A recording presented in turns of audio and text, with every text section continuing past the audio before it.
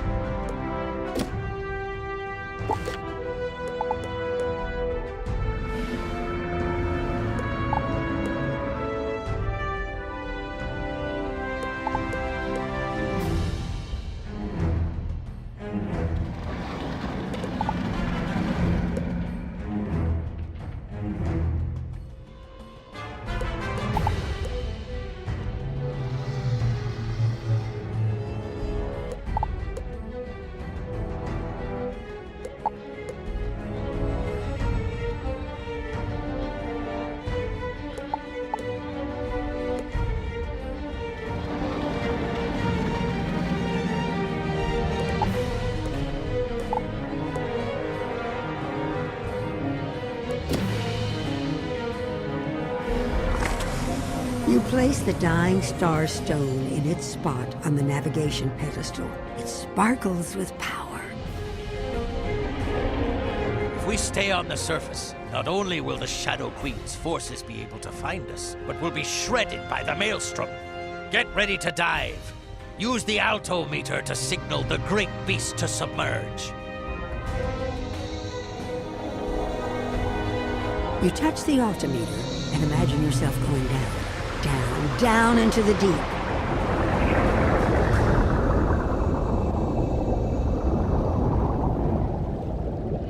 Quickly now, pay attention. I've placed the Nautic stones to help us navigate. Go to the Mundana crystal and adjust it. Slightly.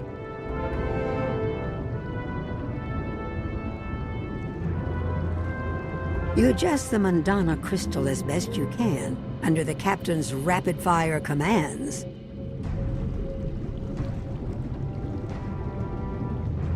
Yes, good. I think that was just enough. Wait! The great beast groans and flinches. Something is distressing him. When harried or vexed, the great beast's desire is to dive deep. If we let him, our diving bell will be ripped apart by the ocean gyre. We cannot sit on the surface, nor swim too deep, for certain death lies on either end. We need a steady hand on the helm. When the great beast tries to plunge below, we must instead force him to rise and deal with whatever we find. Use the altimeter to cause the great beast to rise, and venture out onto his back and deal with the disturbance. You touch the altimeter and force the great beast to rise. You hear a thundering snarl of protest, but he obeys.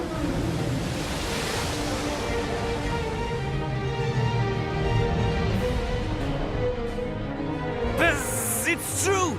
The Spellbinder has harnessed a great beast of the Starfall Sea! White Razors, attack!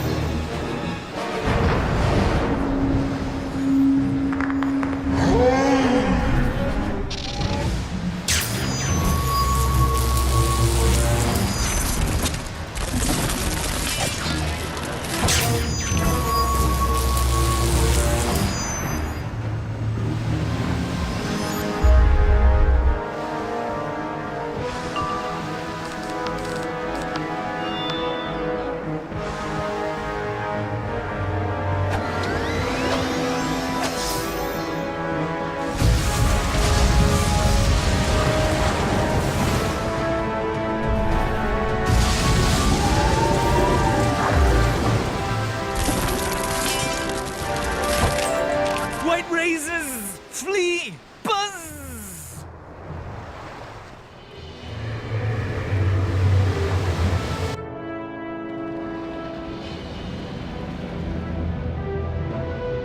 White razors, aye. They must have followed us from Crescent Beach. We'll be well into the storm soon, and they won't be able to follow. Of course, we'll have bigger problems then. Use the altimeter to convince the great beast to submerge again. We don't want to batter the diving bell more than we have to.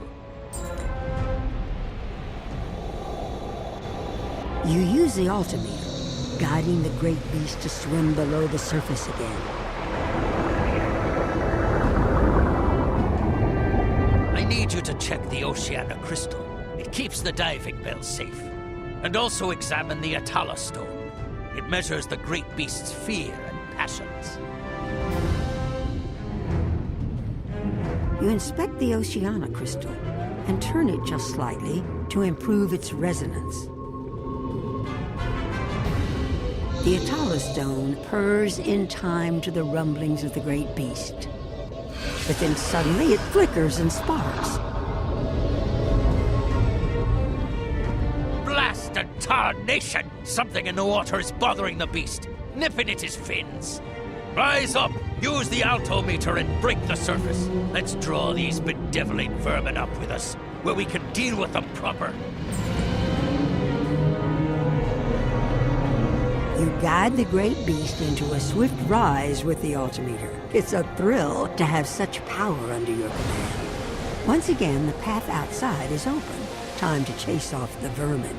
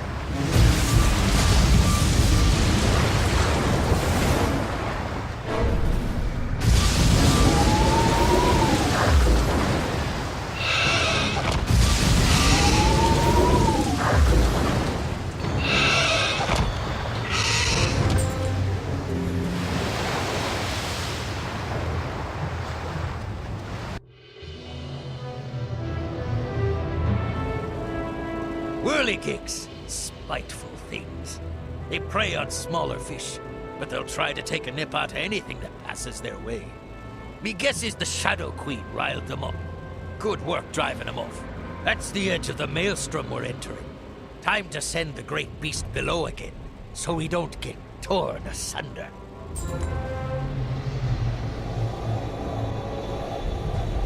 Through the altimeter, you can sense how violent the storm is getting. It takes much more effort to guide the great beast this time.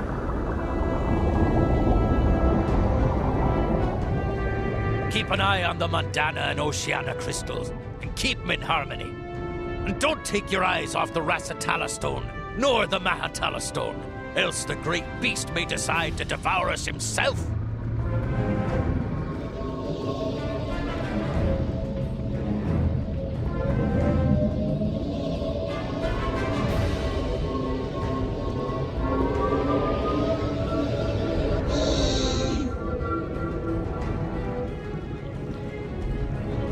You do your best to keep the crystals and stones in harmony. It takes a great deal of concentration and precise measurements. All of a sudden, all of the crystals and stones start a cacophonous ringing.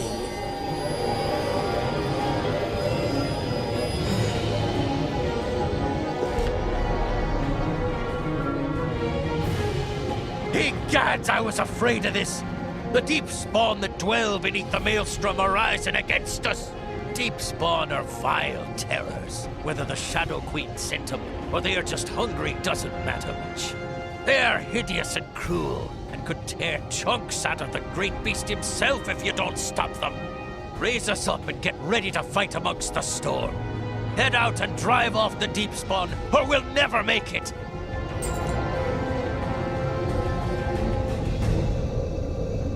The altimeter shudders under your touch and grows painfully hot. The sound of the waves becomes a roar that makes your ears ring. As the way opens, you can hear a skittering of claws on scales and the dissonant call and response of the deep spawn.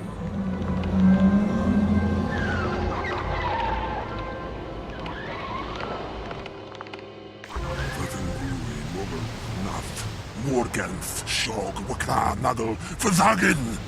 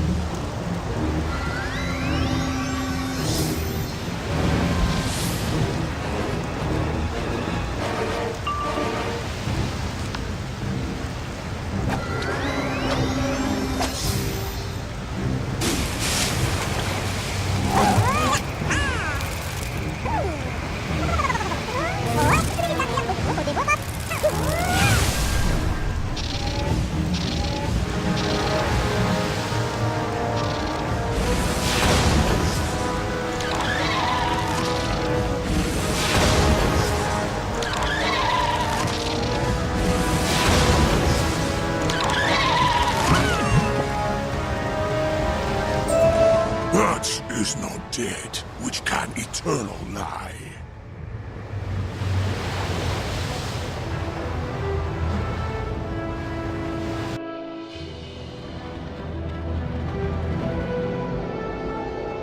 When the deep spawn stirred, I thought for sure you were done for.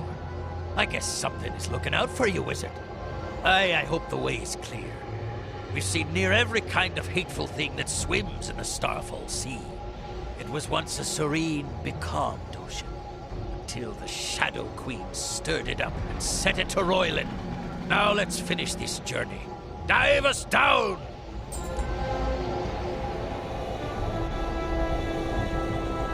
You ease the altimeter down again, and the great beast gracefully follows you back. Well, as gracefully as he can for his size. It's time for you to use the Dying Starstone to guide us through the worst part of the Maelstrom. We'll be fine, if you don't mess it up. In which case, we'll all be jettisoned soon enough.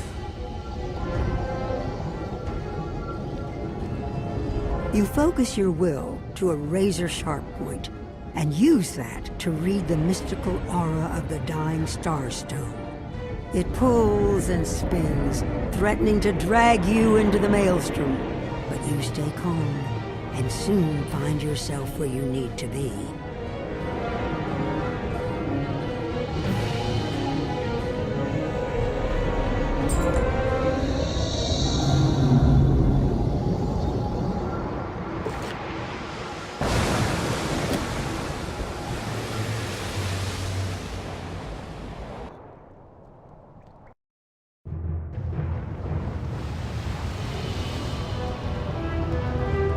After came both mist and shade, and it grew wondrous cold.